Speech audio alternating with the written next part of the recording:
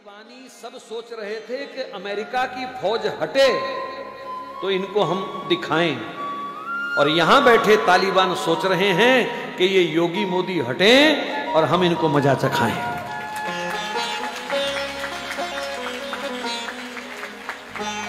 और अगर तुमने इनको खो दिया तो फिर अगले 50 साल तक, जब तक हमारी जिंदगी, मैंने इसलिए 50 बोला, जो बैठे हैं कोई 50 जिएगा, कोई 20 जिएगा, कोई 10 जिएगा, भगवान के हाथ है वो तो। सिवाय रोने के हमारे पास कुछ नहीं होगा, हाथ मल मल करके छाती पीटने के सिवाय हमारे पास कुछ नहीं होगा। मैं उनका पक्ष सिर्फ इसलिए लेता हूं कभी कभी क्योंकि इन्होंने हमारे धर्म की सेवा की है, इन्होंने निष्काम होकर के हमारे देश की सेवा की है।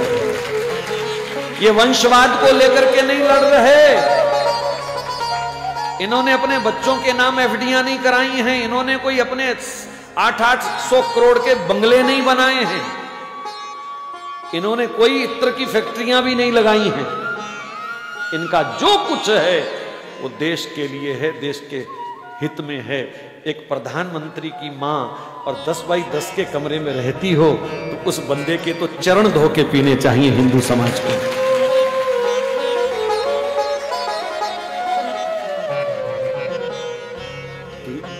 ये देश त्याग का पुजारी है और इस त्याग को भी पूजना पड़ेगा। हो सकता है यहां कोई उनके विरोधी दल के बैठे हों, लेकिन अगर हिंदू हो तो फिर विरोध छोड़ दीजिए। बनता ही नहीं है विरोध करना भैया, किसी भी एंगल से विरोध बनता ही नहीं है। वर्तमान समय तो कहता है एकजुट होकर के आंख बंद करके समर्थन करो बस।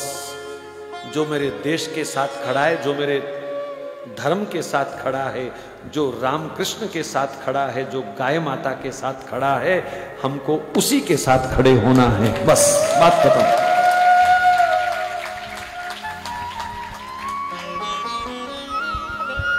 500 वर्ष का कलंक धुल रहा है अयोध्या में है?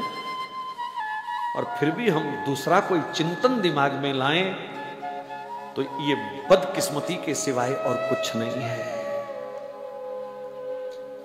ये देश राम का है, ये परिवेश राम का है, और जो राम का सम्मान करे उनका सम्मान हमको करना ही चाहिए हर हालत में।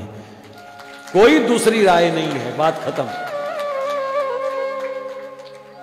देश सुरक्षित है इन हाथों में और इन्हीं हाथों में रहना चाहिए, बात खत्म। बस हम तो एक ही प्रार्थना कर रहे हैं कि जब चाय वाला जाए तो गाय वाला आए, बस।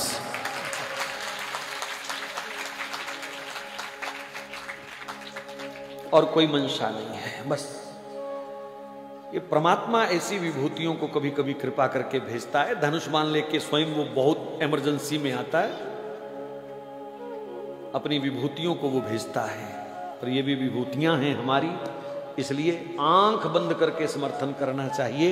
ये मेरा आपको व्यक्तिगत सुझाव है, बस, और कुछ नहीं है। ये व्यक्तिगत सुझाव है। देश विदेश में बहुत लोग कथा को सुन रहे हैं, लाइव भी सुन रहे हैं, बाद में भी सुनेंगे।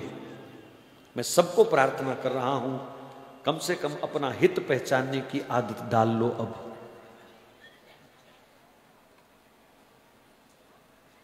ऐसा अवसर दोबारा नहीं आएगा हमारे पास।